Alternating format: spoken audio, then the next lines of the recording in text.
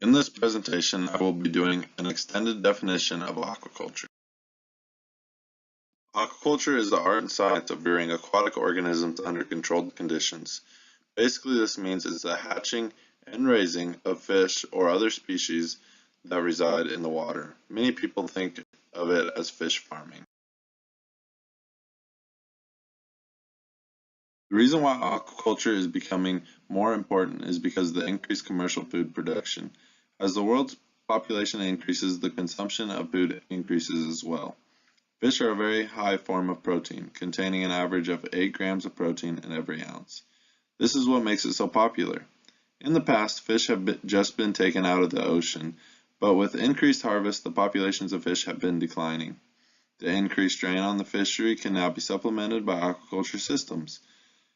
Aquaculture isn't only used to give us food.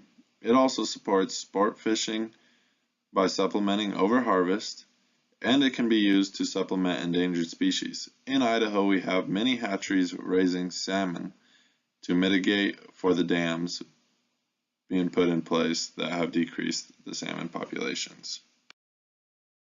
Many different species are used in aquaculture: salmonids, catfish, bass, shrimp, crayfish, lobster, and shellfish are just a few of the examples of fish that we raise in aquaculture around the world. Most of these are for harvest and fish supplementation.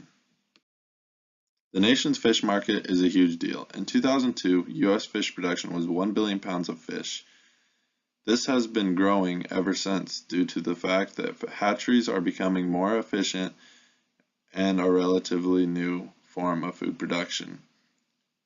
Being relatively new means they have a lot of opportunity for improvements, and it is easy to expand the use. Across the world, it is estimated that humans consume an average of 44 pounds of fish per year per person. Some people think this is extremely high, especially Americans, but in other countries, fish are a major food source for their people.